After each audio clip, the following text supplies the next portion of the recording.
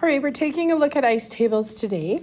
Ice tables are required when I'm being asked to calculate a Kc, but I don't have everybody's equilibrium concentrations, or if I am given a Kc and asked to solve for everybody's equilibrium concentrations. We're going to use those steps above to solve our question. I'll let you read those steps on your own if you want to pause, but I'm going to get right into the example. So in the formation of FCl7, 6 moles per liter of chlorine gas was initially mixed with 2 moles per liter of fluorine gas. At equilibrium, 1.5 moles per liter of FCl7 was produced. What is the value of Kc? Our first task is to just write a balanced chemical equation. So we are forming FCl7.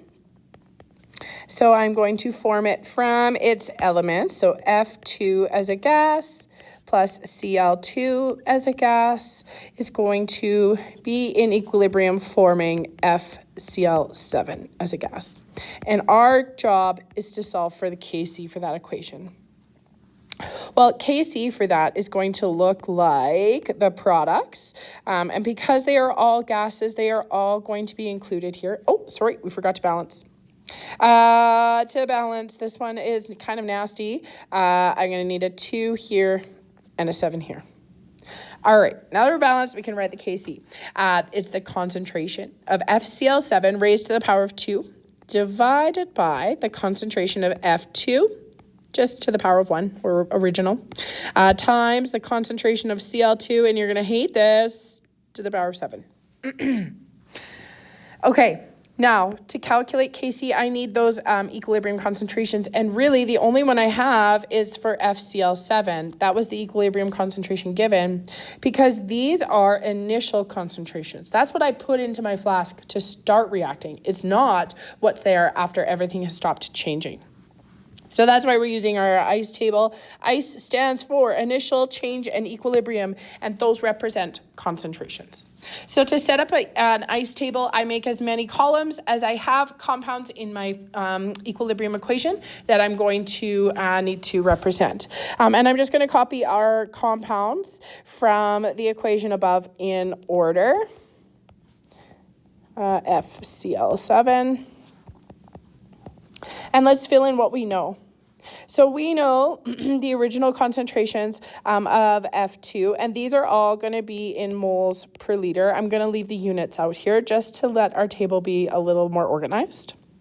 So we have 6 moles of chlorine gas, and we had 2 moles of fluorine gas initially. And I didn't mention anything initially for FCl7, so we can assume that its initial concentration is 0. All right, then we were given information for the equilibrium concentration of FCl7, so we'll fill that in as well. Again, these are all concentrations represented in moles per liter.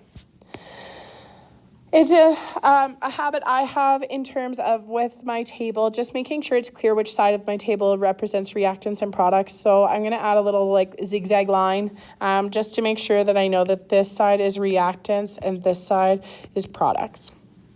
Because as time goes on, I've put in my original reactants and I've got no products. So it's pretty clear from this column that over time we went from 0 to 1.5. So the change in our concentration, it's been increasing. All right. If I am making product, I have to be using up reactant. So these both need to be negative changes. All right. Our balanced chemical equation is going to come in here. Every 1 mole of F2, for every one of those used up, I'm going to make 2 moles of FCl7. So I don't know how much it's changed by, but I can say that the F2 has decreased by 1x, and the 1 is the coefficient in front. So if the coefficient in front is how much it's changed by, our products have increased by 2x. So 2 times some sort of change rate. All right, that means that Cl2, it takes 1 mole of these, but it takes 7 moles of this. So it is going to change really fast. I am going to decrease by 7x. So the change column is always a plus or a minus depending on what side of the reaction is increasing or decreasing. Okay, we decided our products we're going to increase and our reactants have to decrease to make that happen. I'm going to put the coefficient from my balanced chemical equation in and then multiply all of those by some sort of amount x. Okay, I still don't know my equilibrium equation, my concentration for F2 and Cl2, but I have enough information in the products column here to solve for x. Okay, so I'm going to use the information here to solve for x. And that's going to tell me how much everything has changed by. So 0 plus 2x is equal to 1.50. Therefore, of course, 2x is equal to 1.50. And x, we have to divide by 2 on both sides, is equal to 0.75. All right. With that information, I now have enough to solve this. All right, so I'm going to take that information and I'm going to put it in here. 2 take away 1 times 0.75 is 1.25. 6 take away 7 times 0.75. Calculate it out. You can pause if you need to. It's 0.75. Now, at this point, remember, these are all concentration. They're all moles per liter. I can sub back into Kc and solve. So Kc will be equal to the concentration of FCl7 at equilibrium, 1.50 moles per liter. And that's squared divided by 1.25 moles per liter, the concentration of F2 at equilibrium, times 0.75 moles per liter, the concentration of Cl2 at equilibrium, to the power of 7. Don't forget brackets on the bottom in your calculator. Pause and calculate. Make sure we get the same answer. I got that Kc was equal to 13.5. Hopefully that's the same. So this is the process I would take if I was looking to solve for Kc. Now, the example that follows on our next page here is exactly the same, the first one. We are given initial concentrations. We are asked to find equilibrium concentrations and solve for Kc. So let's go to this one because it looks a little bit different. Let's take a look.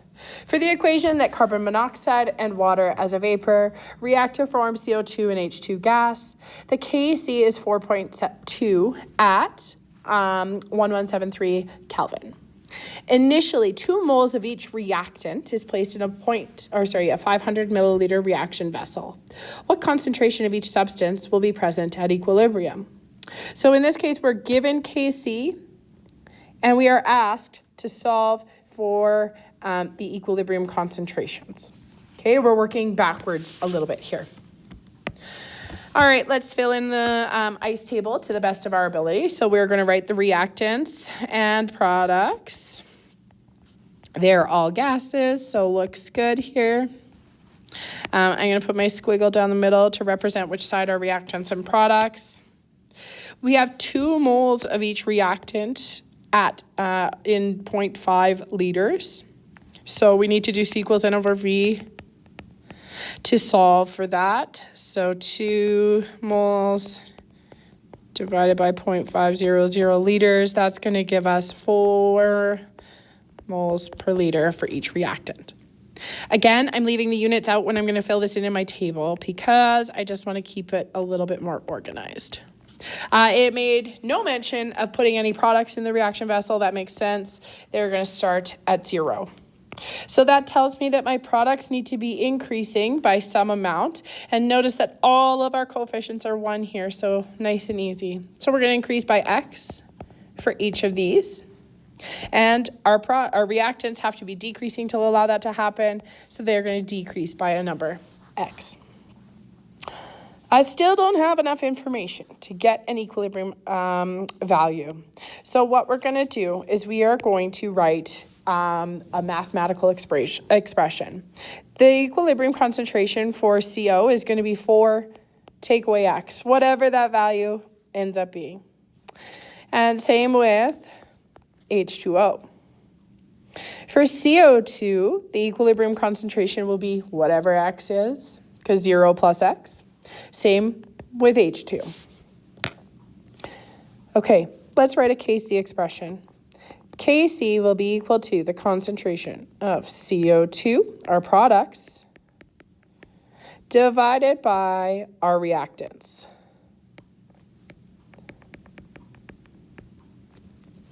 There is no superscripts here or exponents. We are good to go. So we know what Kc is. We can select our 4.20 and put that in. And then I'm just going to put the rest of my algebra in and see if we can work this out.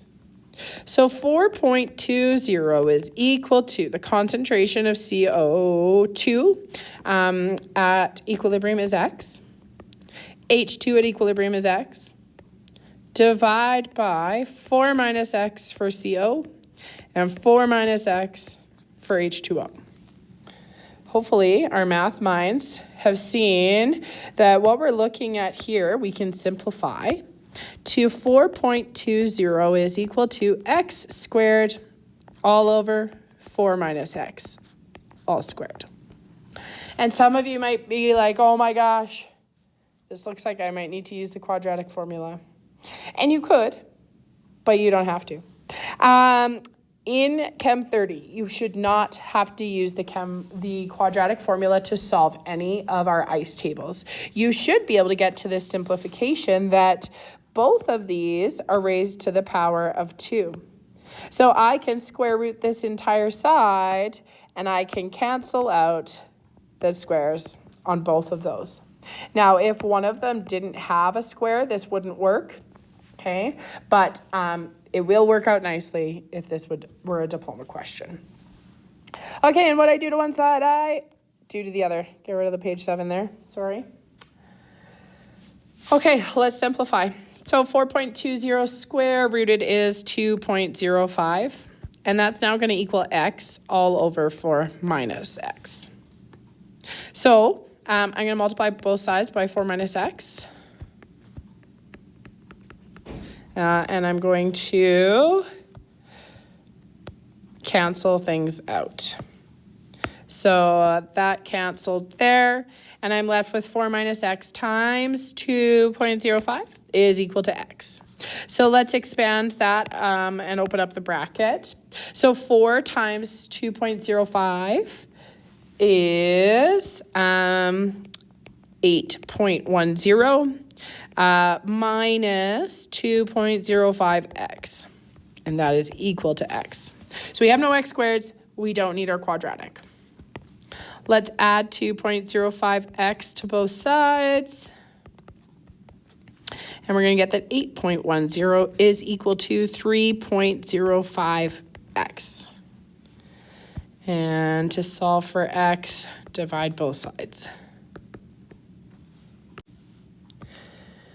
All right, with that, I get that x equals 2.656, I guess. And these are using some rounded values, so you might have a slightly different number there.